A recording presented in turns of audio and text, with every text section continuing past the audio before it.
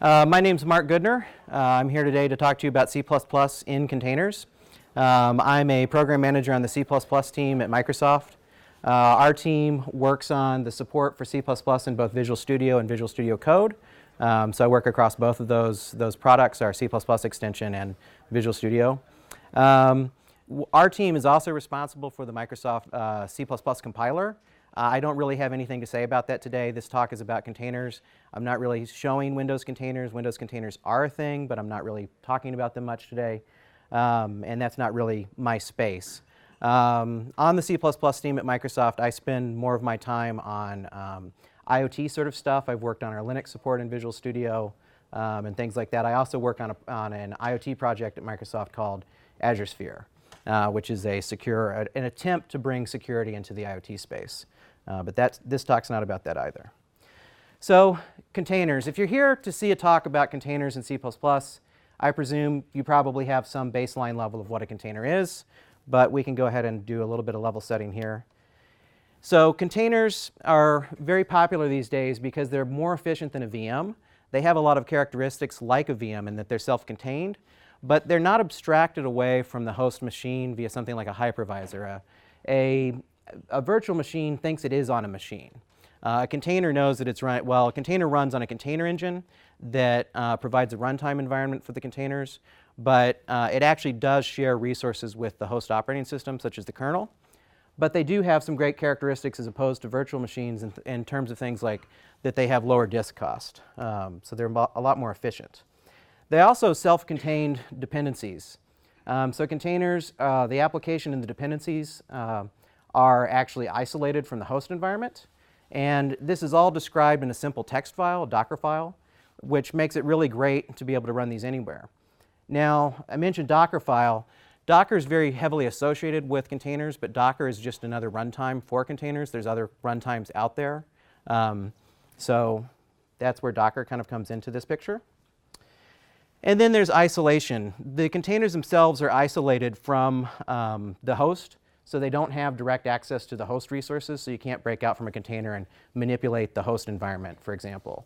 And the containers themselves are actually isolated from each other. You have to expose services from a container so that another container can call it or anything else can call it.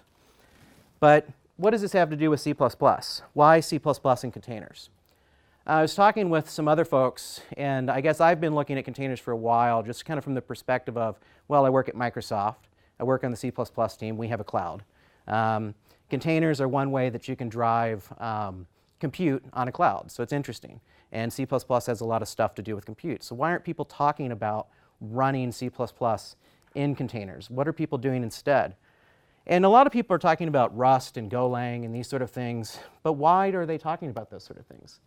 They're talking about those sort of things because they have characteristics like size, that they can be very optimized from a size perspective, from a binary perspective. Well, C++ can give you this too, right?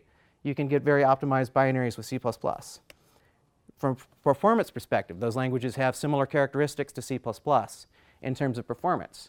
But why can't you just use C++ in this environment then? And then finally, scale. So if C++ is so great for performance, and containers are really great for running in a cloud environment and being able to scale them up, as long as you've got a good credit card. Why aren't people talking about using C++ within this context? What can we do? What are people talking about with C++ and containers instead? Well, build containers. Build containers are something that you definitely see happening in the C++ community. Because what C++ developer would not want a single text file that you can check into your repository that describes a reproducible build environment? All you have to do is check that Docker file into GitHub, and anybody on your team can clone it down and have the exact same container image running locally and the same build environment, which is pretty great. And then you can also use that in your CI/CD system, of course. And this is clean from the host machine. So it doesn't matter what the other people on your team have installed from a perspective of libraries or from a perspective of compilers and those sort of things, because the Docker file actually describes the environment that the container actually is, right? So it's going to be the same. And that even actually works cross-platform. I happen to be using Windows for my host machine here, but somebody else could be doing the same thing on Linux or Mac, right? So that's pretty great. So we will take a quick look here at a build container. And so let's see. So I'm just going to fire up VS Code. And this is just a simple little Hello World app. It's just going to print out hello, no big deal. But in VS Code, I have a Docker extension installed. And this Docker extension actually has the capability to add Docker files to your workspace as a quick way to get started. And we've actually got one for C++ there. So this is an example of what a Docker file looks like. And so how many people here are using Docker today? OK, so most of you. So this is probably a repeat for most of you. So this is a simple Docker file. At the top there, it says from GCC latest. And what that means is it's going to pull down an image, GCC, as the base image for the container. That image is going to come from Docker Hub, which is a container registry. It's an open, public container registry that Docker maintains. It's very common. This is what you'll see in most tutorials. But there are other container registries that are run by different cloud vendors or other people.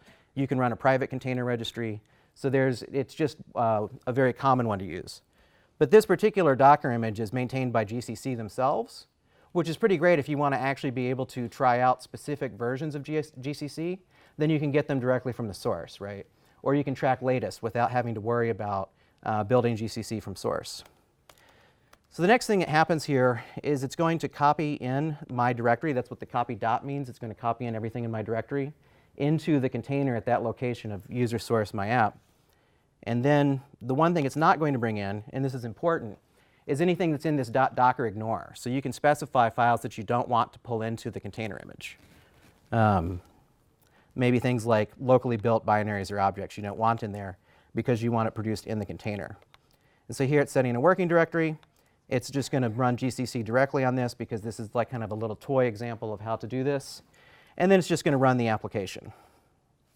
And so in order to do this, we'll just say docker build -t says give a label to my target.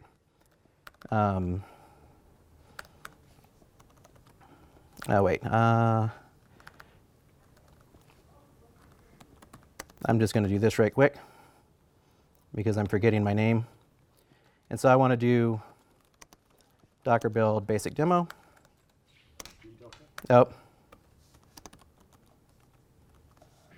NDC.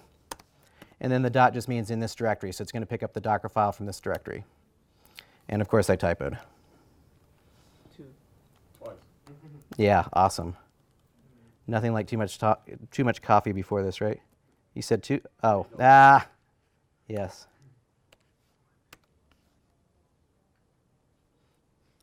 And so that ran very fast because I've already built this image before, which is why I was looking at that to make sure that I was using the same name, because otherwise it would run through all the compilation steps again.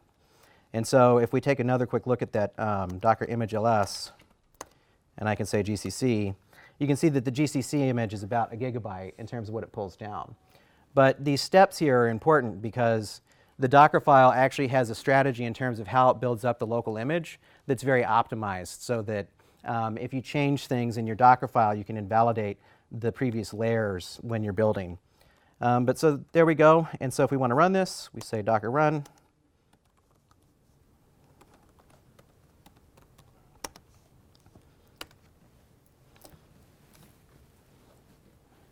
And it just says hello. So that's great. So it ran. Now, the other thing we can do in terms of, as a build system, you want to get your binaries out of there, right? And so you can say docker copy. Oh, wait. First, we need to see our container, which isn't there because right now that container is not running. It ran and exited, so it's not still running. And so when you say -a, you can get all of your containers that are there. It gives funny little random names to your containers. And then we can say docker copy, give my container name, and then I can say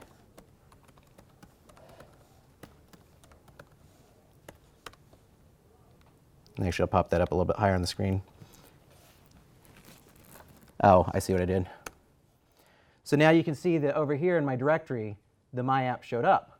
But this isn't going to run in PowerShell because that's a Linux image, because I'm using a Linux image for the container. So I can quickly switch over to WSL and fire up a new shell here. And now I've got a Linux environment on Windows where I can actually run my app. And I've still got, so now that application was able to be copied out of the Docker image and run in another Linux environment.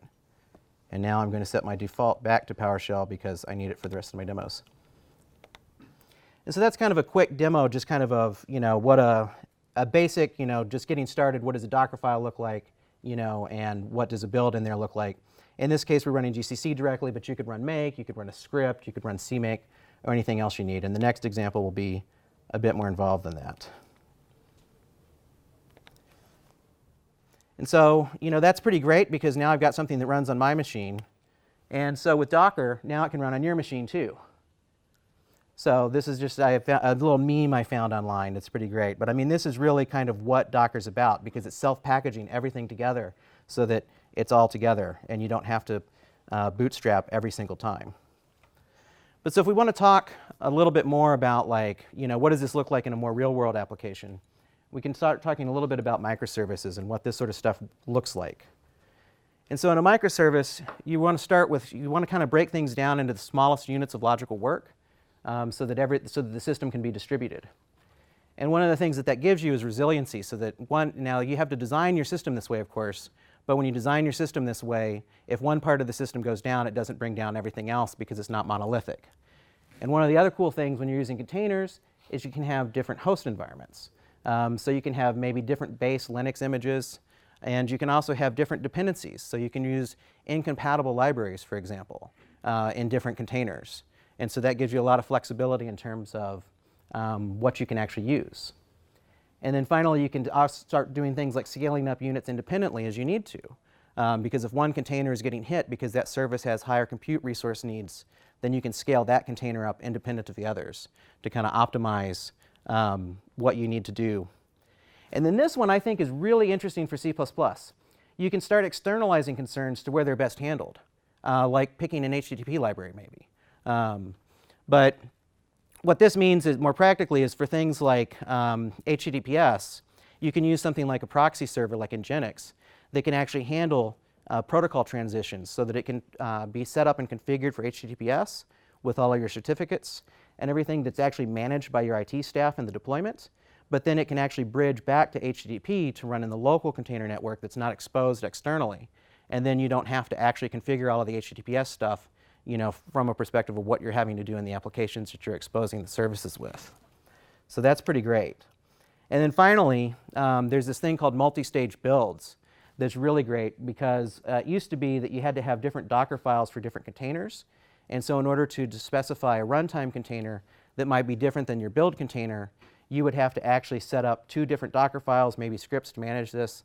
But now you can actually in one file specify all of the stages of your build container and then use those resources and copy them into an output, another container that's actually your runtime. And I'll show that in just a second. And so if we want to start talking about what sort of application could we look at to look at these concepts, I've got this application that'll find a face exposed in a C++ web service. And so basically what we're going to do is set up a proxy server that will expose our services to the outside so that the requests can come in from outside of the container network. And then it can proxy those requests back into our Node.js web app. And this web app then can call our C++ service that's using OpenCV to find a face in a picture that's submitted to it and circle that face. And so a user can come in, they can give their picture, and it'll go to the C++ OpenCV service. And then the user can come back and request to get that image back from the service, and the service will return an image with the faces circled. And so let's take a look at that. So we'll open VS Code again. Oh, oops. Oh, wait. No, that was right. Sorry. I have some weird directory structures. So this is an example. Is this big enough, actually? I forgot to ask on the first time I opened VS Code. OK, I've got a thumbs up from the back. So this is another Docker file. This one is going to describe 2 containers. So the first thing you'll see is that the from statement is labeled as build. So now I can refer to this container within the Docker file in later steps and access resources from this container in later steps in producing the Docker file. And so this one is actually from another image called Alpine. And Alpine is pretty cool. So if we go Docker image ls a, you can see that the Alpine image is only 6 megabytes. So that's pretty great if you're trying to manage your resources in terms of what you're deploying, especially if you're deploying at scale. This is a great little container image to use because it's so efficient. Now, in this one, in order to build, I'm pulling in all of my updates. I'm pulling in a whole bunch of build utilities. And then I'm doing a whole bunch of stuff here that's not really too relevant, but it's probably the sort of thing you would see in a real-world Docker file where you're pulling in a whole bunch of assets that you need in order to build. In this particular case, I'm using VC Package, which is a library manager for C++ libraries. It doesn't support Alpine. So one of the guys on my team who works on VC Package hacked up some stuff so that we could try using it with Alpine. And that's all of what that stuff is doing. But I don't want to talk about that because I don't want you to have to go out and try and use that. We'll support Alpine eventually someday.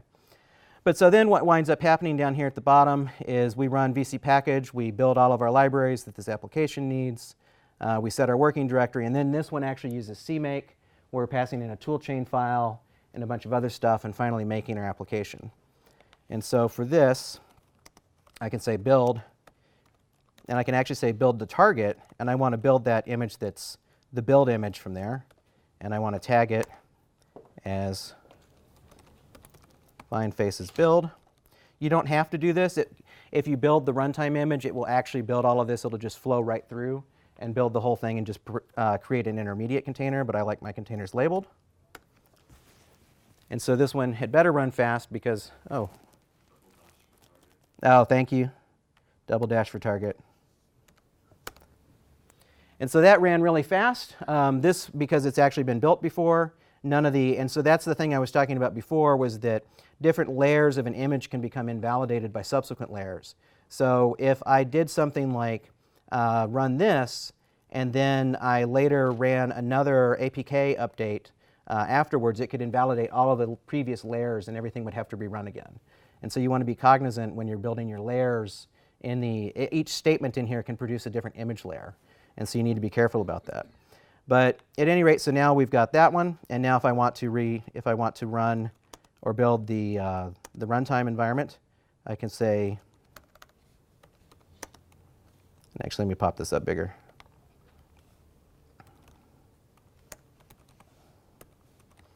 And then now I don't have to specify a target because it's going to run all the way through and to that last runtime target that I had specified. And the initial build of that initial build container, when I move this across machines and build that, because of the number of because I'm using an HTTP library that has boost dependencies, the initial run of that build container takes about a few hours at least. And so now what we can see, actually let's clear this. And now we can see, oops.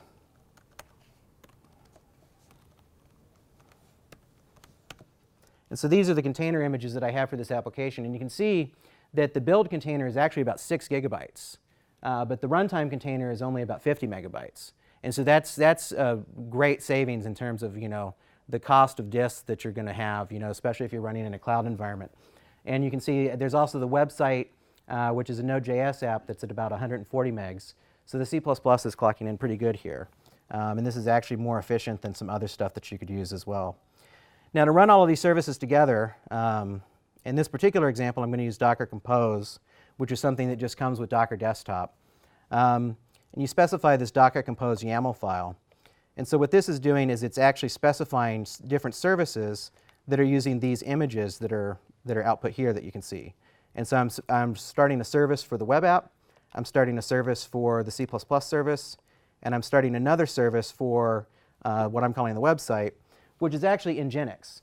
And so I didn't build a separate Nginx image. That's actually just the public name for the image for Nginx. And so when I run this Docker Compose file for the first time, it's actually going to look out to Docker Hub, and it's going to pull Nginx down and install that image locally on my machine, and then use that for running the service. The other ones that are specified are not in a public image repository anyway. It's just finding them from my local images.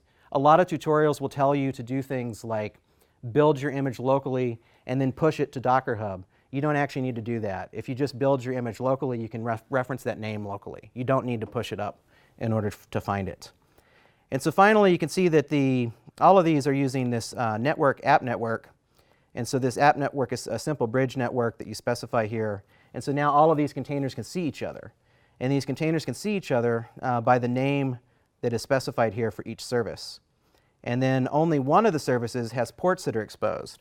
So the Nginx one is exposed on port 8080 that's mapping internally to 80. And we have this Nginx configuration here that is actually a standard kind of reverse proxy. And so what this is saying is that for the root location, redirect to the web app that's running on port 3000 on the internal network. And then for, if it's under /files, which is where the C++ service is expecting to find things, then it's on port 4000. And so I also want to show you one quick thing about the web app, because this was very tricky, or at least it was tricky for me to grok understanding this. What you'll see here is that within this web app, there's this request here that's actually going to the internal network name. So because this is running inside the container, it's using the name of the service that's the internal service name. And so that's where the request is happening. This request is not happening outside of the container network. But there's this other file here, which is this image file, which is actually going to display our returned image. And here I'm just using the image tag to get the image back.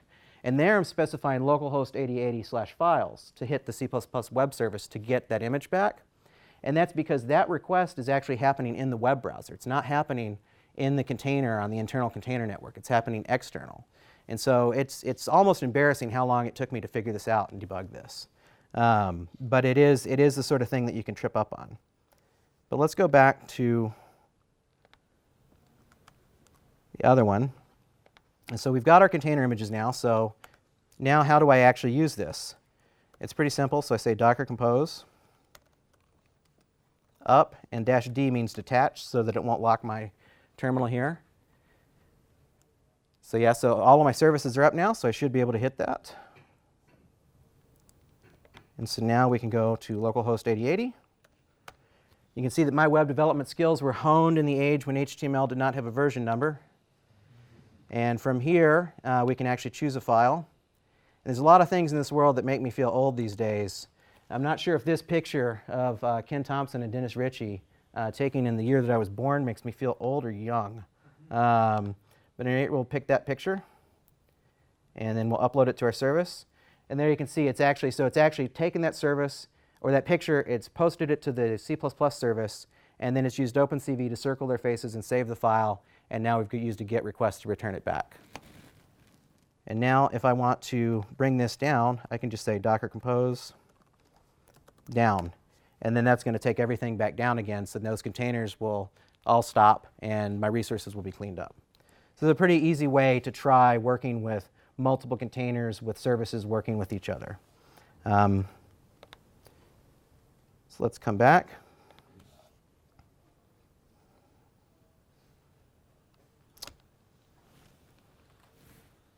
All right, so what did we see?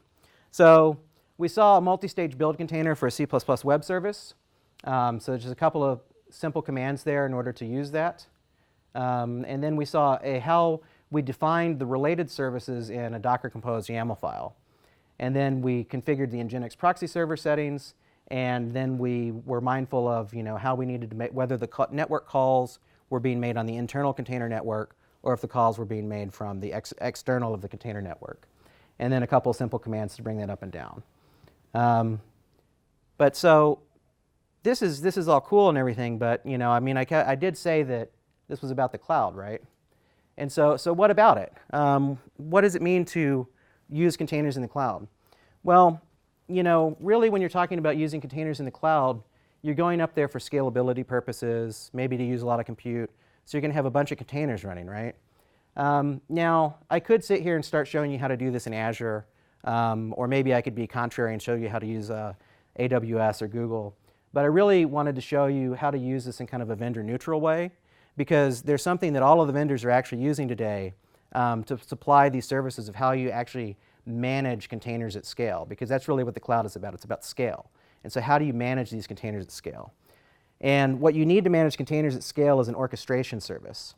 And so today, what orchestration really means in the cloud world is Kubernetes. If you go look at the documentation for working with containers in most of the different cloud vendors, it's usually a thin layer on top of Kubernetes, or it's just straight Kubernetes. So Kubernetes is really what you want in order to manage a bunch of containers.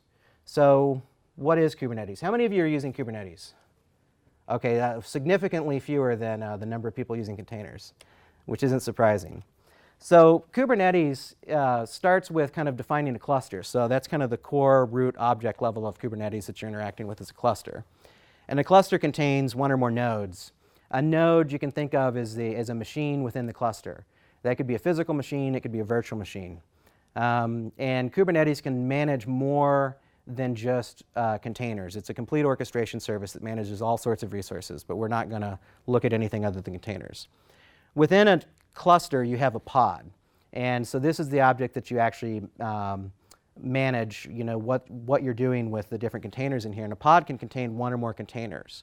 And the interesting thing about a pod as compared to just a container is that the containers in a pod all have access to the same resources. And the Kubernetes environment can actually manage pods across multiple nodes.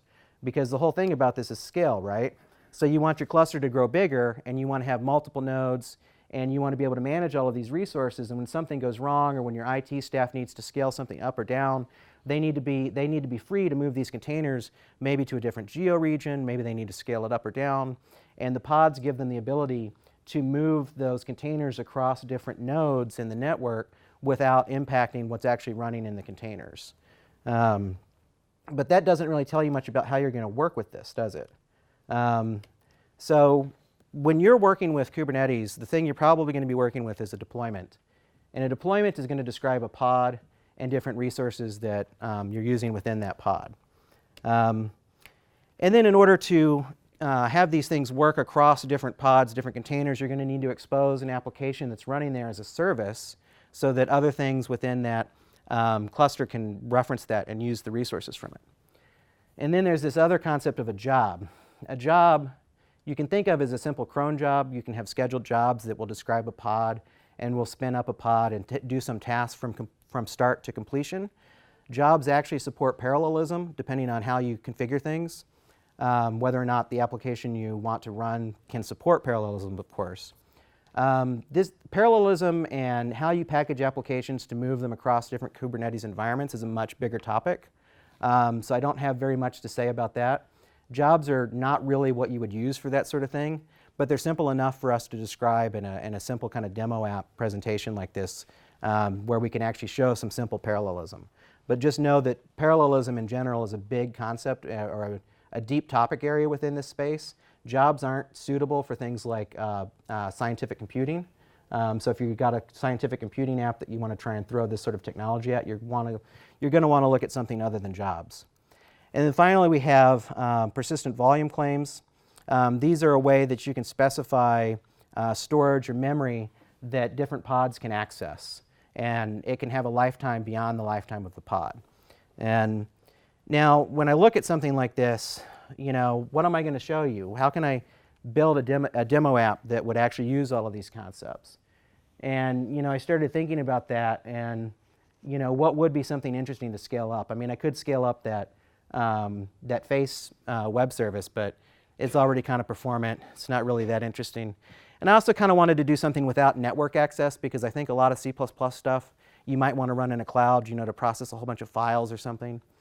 Maybe a legacy app. Maybe you've got a legacy app that you want to try and move up. So maybe if that legacy app took like a file input, and instead of having a single file, maybe we could parallelize it by running that same app, but with a queue of files for it to process. And so I was thinking about this, and I didn't test this, so we'll see if this works. But I was thinking about what sort of app this could be, and I started thinking about The Simpsons. And I started thinking about my favorite episode of The Simpsons, which is Space Homer. So we'll see if if the audio works here.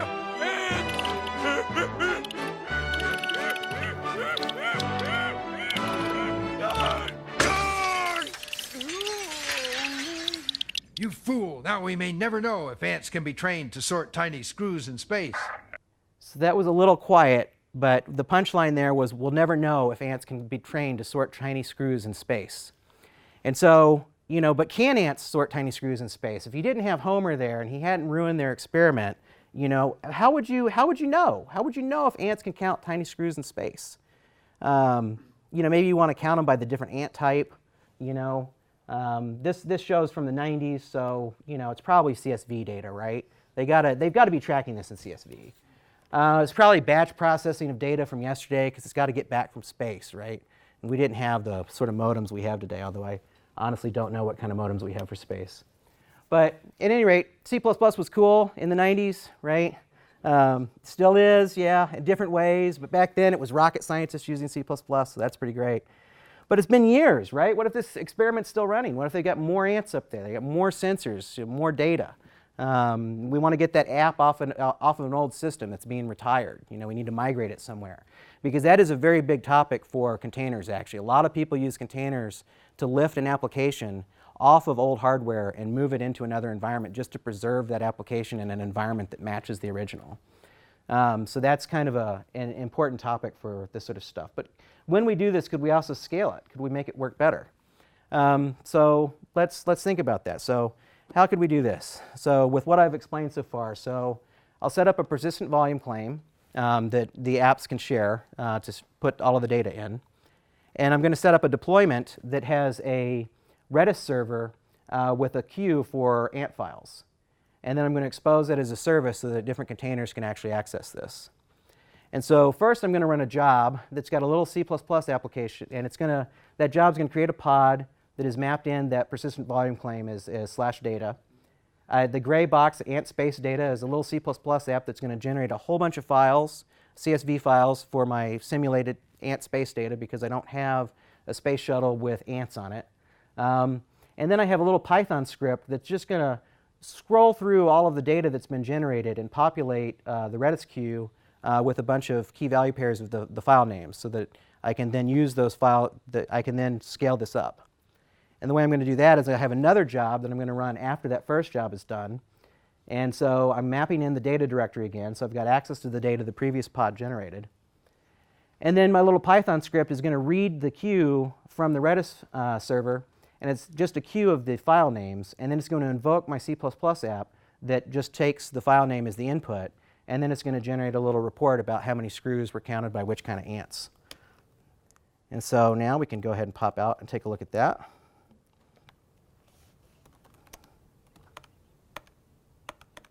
So the first thing we want to do is look at our Kubernetes assets. And here what we have, oh, this is much too big. There we go. All right, so this is a description of a deployment. So we've got a little bit of metadata that gets specified. In this case, since I'm running locally on my machine, I'm not specifying any sort of replication. One instance of this is fine. And then you can see down here for the container, it's using the image name Redis. Again, this is the name from Docker Hub. I didn't build this locally here. But when I ran this the first time, it reached out to Docker Hub and pulled that Redis image down so that I could use it locally. And then for the environment, it has some things that get set for Redis. And there's also the command for the container that gets run, which is Redis server, to start that up. I've got another little YAML file here that specifies I want to expose a service for that Redis server. And then I have another little YAML file that just says some details about the persistent volume claim that pods can later use. And so in order to deploy this, oh, and actually before I show you this, so this is Docker Desktop. This is available cross-platform. It's great for just doing local development. But the one thing I want to show you, Docker Desktop actually supports Kubernetes.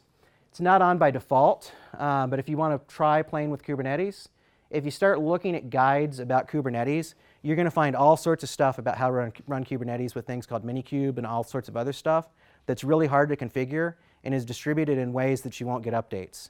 Just install the Docker Desktop and just enable Kubernetes here. You'll get kube control, which is the command line utility you need, and everything will just be set up and you can get going. Just ignore all of these guides with their complex multi-page documentation about how to get started with Kubernetes. Just do this, and then you can follow the rest of the guide. Once they start talking about kube control, the command line utility, you can just skip until they get to that, and this will work. It took me too long to figure that out. But so what I want to do is use kube control, which is the primary CLI interface for Kubernetes. And I'm just going to say apply, and apply -F for file, but it's going to apply all of the files in this directory. So with that, I've actually deployed all of these things that were specified in the YAML files I just showed you. And so then I can say kube control cluster info, just to kind of come back to the concepts I was showing on the slide before. So this is information about the cluster I'm using. So it's running here on my machine, and we can see, oops. There's kind of a standard syntax for this, so I can say kube control get nodes. And so I only have one node, which is my local Docker desktop here. And then I can say kube control get deployments. And we can see the Redis deployment that I just created. And if I say kube control get pods, we can see the pods that created. So we've got a pod up and running. Now, Docker is the runtime environment for the containers. So if I want to see the containers, I can actually say Docker container ls. And now you can see I actually have a container running there that Redis spun up. Now, Kubernetes spun up. Now, the interesting thing is that if I were to come in here and muck with this with Docker, and if I were to say stop that container, Kubernetes actually knows what's going on in its environment. And Kubernetes would say, no, no, no, no, I've got a deployment that's running, and it's supposed to be running a container for Redis. And so if I stopped it outside of that environment without getting rid of my deployment first, Kubernetes will just spin the container back up again, or spin another container back up again. Yes? Did you create a persistent volume? I did create a persistent volume. So if I kube control get PVC. That's the claim. Oh, I'm sorry. I didn't create a persistent volume. I decided to use a persistent volume claim. Okay. So yeah, I just found that easier to do with the containers, or with the pods I created later. And so that's our basic environment here. So now we've got all of the stuff that was on the left side of the slide. Yes, left side of the slide up and running. And so now I can say, bring up another instance of VS Code, and we can look at generating our space data. And so for this one, now I have a job that's specified. And this job, again here, it's using a local image. So if I say Docker image ls,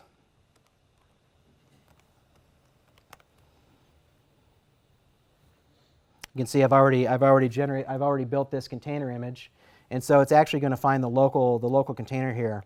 Again, like this image name, a lot of the guides will tell you that you need to publish your image publicly to Docker Hub in order to use it. It's not true. You can just build your image locally and refer to the local name right there, and it'll work.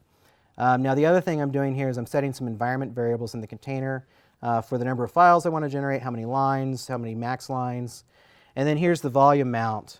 So now I'm just using the persistent volume claim, and then I'm mounting it into the /data path here. And then for the Docker file itself, I've got another little multi-stage build container here. I'm using a version of Alpine that's from Python that already has Python set up for me, which gives me a little bit less work I need to do. Now in my Docker ignore, so in my Docker ignore, I made sure to put the binary name that I'm generating, because in my local testing, I forgot to put my binary name in the Docker ignore file when I was doing this initially. And I was copying my binary into the container image, and it made it it was so hard for me to figure out why it wasn't working anymore when it had worked on another machine. And I did a lot of debugging to figure that out, only to realize that I was copying a binary into the container, and so it wasn't, so that it was getting just copied back out into another container. And of course, I'm not running Alpine locally, so of course it wasn't working. But so the Docker file, it's pretty basic, and then we're copying from the build output. We're copying the C++ app and the little Python script. All the Python script does, as I mentioned, the Python script just reads the environment variables to see how many lines it needs to generate and output that, and then it invokes the C++ app with those. There's not really too much interesting in the C++ app. It's just generating a whole bunch of files based on the numbers I gave it with some random data based on those numbers.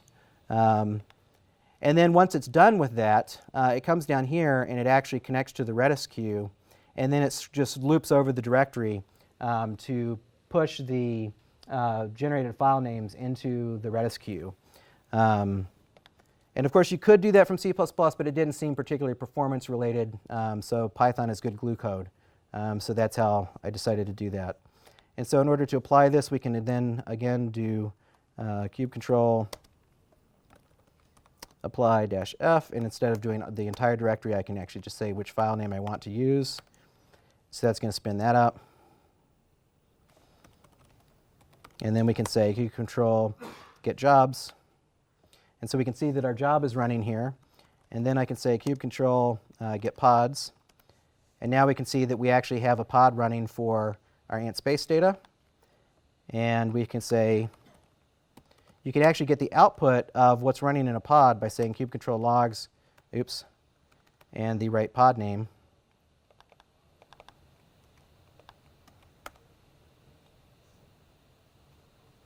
I can hear my computer's fan running. So now the other thing that's interesting here, so this is the log is still in process because the files are still being generated. But if I say kube control get pods again, one thing that's kind of interesting here that's useful to know is you can copy this Redis queue name and you can actually say kube control exec IT interactive and then my pod name, and then I can say bash. And so now I'm actually in the pod, and I can actually start interacting with things that are running there locally and see what's going on. And I can say Redis CLI, and I can connect to the server that we're running. And now I can say, take a look at what's in that queue. And so my queue name is ant files, and so I can say start at the beginning and end when it's done. And so now I can see like that Redis queue just has a list of the file names. That's all that's in that Redis queue is. And I can tell because it's 20 that that's the number that I set, so I'm pretty sure I'm done. And so now if we look back at the pods again, and we can see that indeed the ant space data has finished generating now. And now what's cool, even though that has finished, I can actually still look at the logs for it. And so now you can see the log file is different, and you can see that I got to the end of my work queue and it's exited. So that's pretty great. And then so finally, now we want to do all of our work. So you can say, let's look at the screw counter. And for this one, this is just another little job definition. And so for this one, you can notice here on parallelism, I've set it to 2. So now I'm going to spin up 2 pods. So I can actually scale this up. I could say 10 if I wanted to. But this is pretty great because now I can take that original application, I can scale it out. I have my image here for ant screw counter that I built before. And if we take a look at that in the Docker CLI, yeah, sure. Let's talk about that later.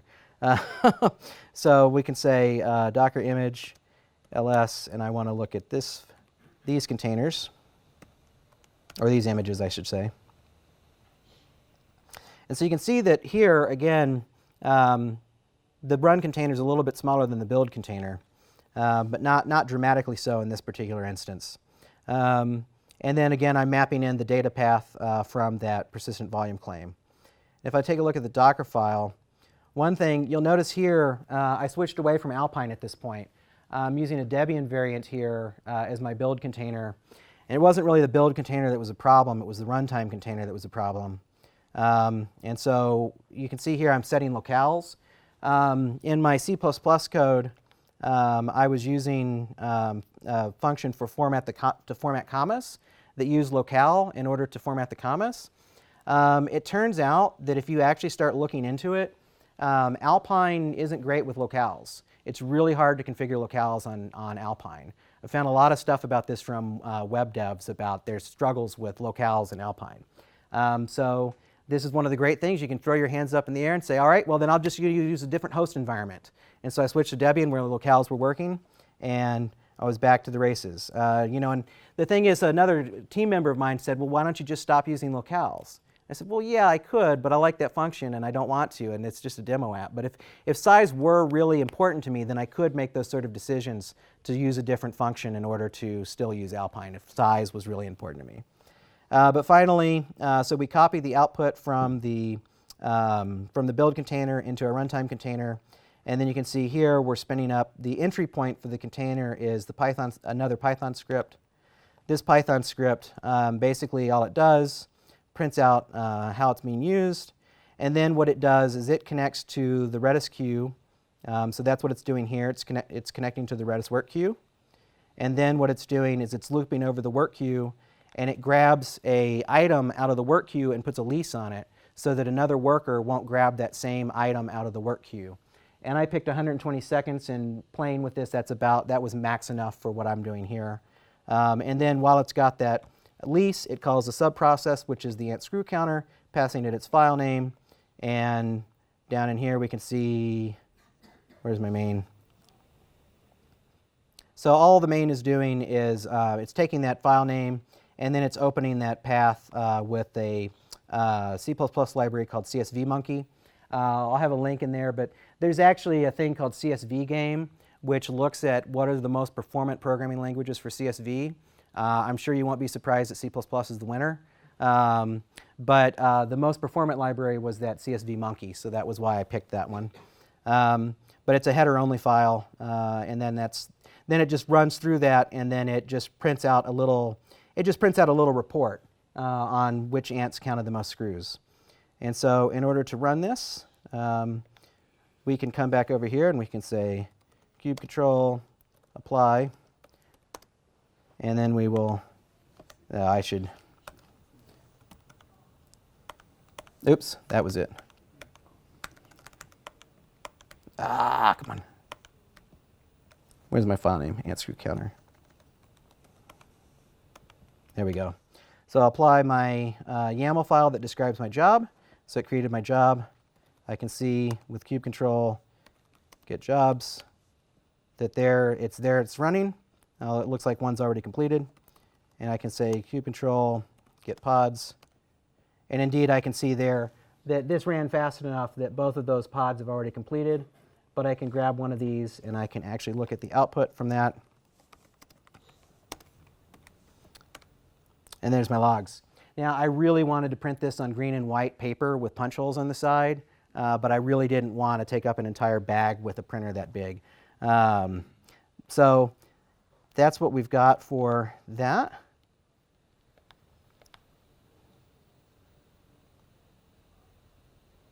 And so coming back here,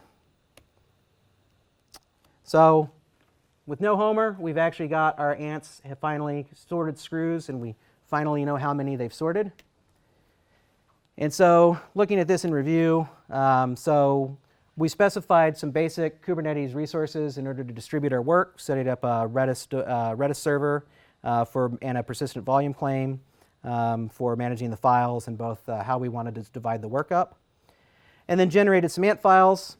So just a little C++ app to generate an arbitrary number of files, and a little Python script that just ran over the number of the generated files to populate the work queue.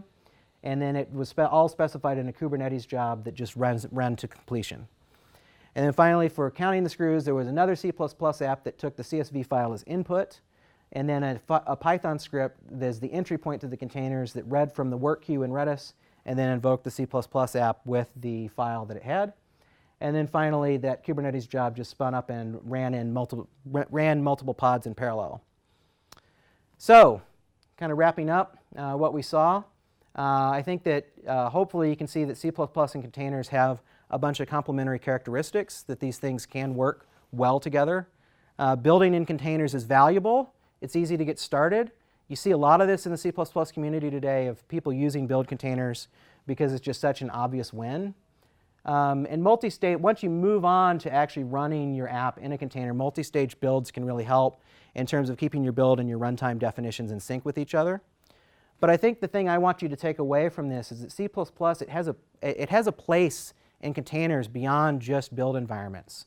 It really lets you externalize some of your concerns to where they're best handled, particularly when you think about the people who are going to have to keep this system up and running over time. That if you can externalize concerns to where the right people can manage those assets and those resources, the better. But that means that C++ can be used in these modern cloud deployments. And Kubernetes can be used with it to parallelize your C++ workloads. And so what now is, I kind of look to the people here, that you should go out and learn and share how to deploy C++ apps in a modern cloud environment, or just even in a base Kubernetes environment like this. It's applicable to any cloud. And the reason why is go out there and try and find information on this, and you're not going to find it. Nobody's talking about this. I know that people are doing it, because whenever I talk about something like this, whenever I write a blog post about containers and C++, I have enterprise customers contact me, asking me questions about what they're doing and sharing stuff about what they're doing. People are doing this, but there's not a lot of public information out there about it. And I think that there's a lot to be said for that we can all do a lot more with C++ than just the language itself. We need to talk more about how we use C++ in these modern environments, because we're just not talking about it. We seem to only talk about spaceship operator and stuff. But, deployment practices for these apps, they're just not well known. And, but here's some questions that I've got, and that I've been trying to work through myself as well, that I think that, that all of y'all could take a look at too. Because I think the first blog post I wrote about containers and C++ was about 1 year ago, and now I'm here talking about it. So I think that there's an appetite for this sort of stuff, but there's just a lot more that can be done. It's a very deep topic area. It's less about the language, it's more about how you can run these apps in this sort of environment. And even for things like build, I mean, what are the best practices for managing build and running containers in a CI/CD system? I see a lot of people doing it. I find, I can find public repos of C++ apps that have a CI/CD system specified. I don't see any documentation about how it was configured and set up. It must have been simple, right? Because otherwise, they must not. That must be why they didn't describe it, But so with that, I'll get the slides posted. I included some references here to a bunch of stuff that I used in terms of how to figure out how to build all of these demos. A couple of the links down there at the bottom are shameless plugs to some of my own blog posts. That MSVC post in a container, that seems that Windows containers are a thing. They are a thing. A lot of people use Windows containers for lifting and shifting .NET applications to the cloud. So that's a place where they really have probably most. But I actually have talked to enterprise customers who are trying to lift and shift Windows C++ apps to the cloud as well. And I'll probably be writing some more about that in the future. That's my GitHub repo down there at the bottom. I don't have the source for all of this posted yet because I needed to work on my content and not keep monkeying with my source code. So I'm going to monkey with my source code now that I'm done and get that posted soon, and you'll be able to find it there. I'll make sure the slides are there as well. And with that, I've also got a troubleshooting slide here in terms of some tips and tricks that I used in terms of debugging this application as I was going through. And with that, questions? Have you faced any, for instance, when trying to do containers for building systems and stuff, productivity impacts? So the question is kind of the productivity impact of trying to work with containers in a complex app like this, right? Yeah, we leverage using for C and embedded systems versus like having a lot of tool chains that we have in embedded systems. And it was, we had to drop it because it just was too, it impacted a lot of people and increased complexity for no gain in that context. I see. We had other contexts that were, we had like entire flashing things that we needed to do where it made sense and we used private registers for it. Okay. But not, I mean, if there's like better ways to have a medium level programmer have to deal with the added complexity of having to deal with containers for everyday builds, for example. I see. Okay, so there's a lot to unpack there, and I'm not sure I'm going to be able to echo all of that back to the mic for the recording. We'll try. So you're talking about some of the difficulties, in particular with embedded systems and getting a build container set up with the cross-compiling tool chains and that sort of stuff, and it had an impact on your development team in terms of productivity. There's probably a lot to say about that. I kind of intentionally didn't talk about IoT in this presentation, although it's interesting because within the broader C++ ecosystem, the people that I'm seeing adopt containers more than anybody else actually are the embedded and IoT folk. which is unusual because they seem to be such laggards usually. But in this space for C++, they're actually much more ahead of people.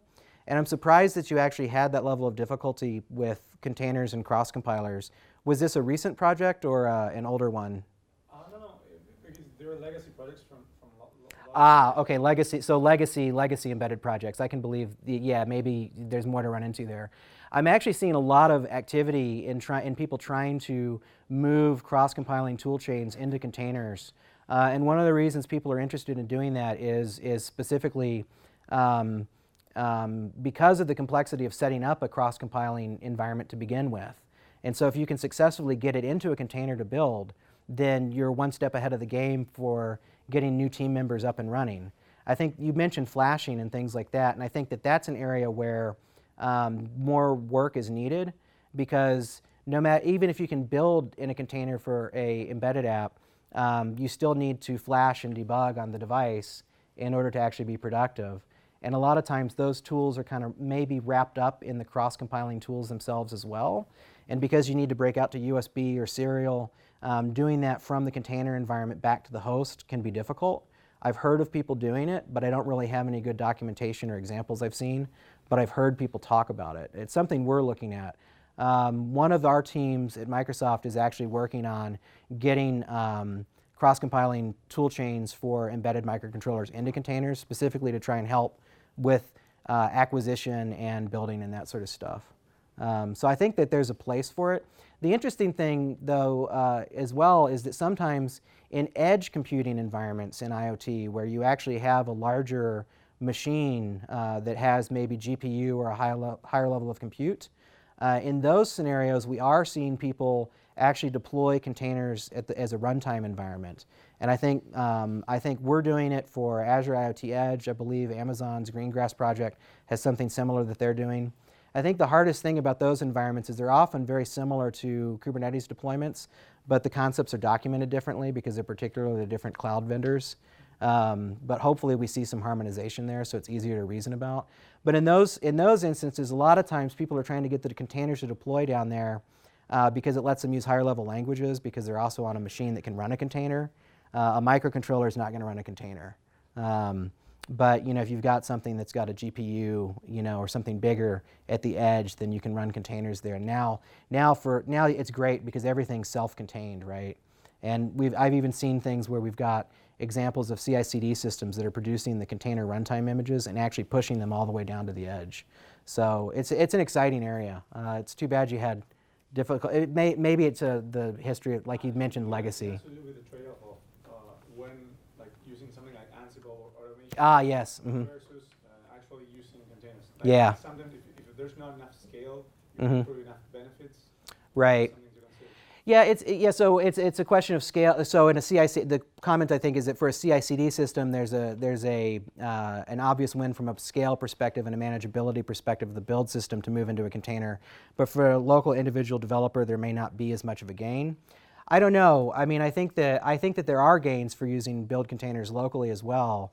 It does mean you need to think a little bit differently. But yeah, I still think there's a gain because it's much easier it should be much easier to on-ramp people, but then they'll have to deal with some extra concepts of working with containers. But luckily, that doesn't require thinking about Kubernetes and all of the other stuff. It should just be install Docker, Docker build, and it should be simple, but it's not always, yeah. Any other questions? All right. Well, thanks a lot.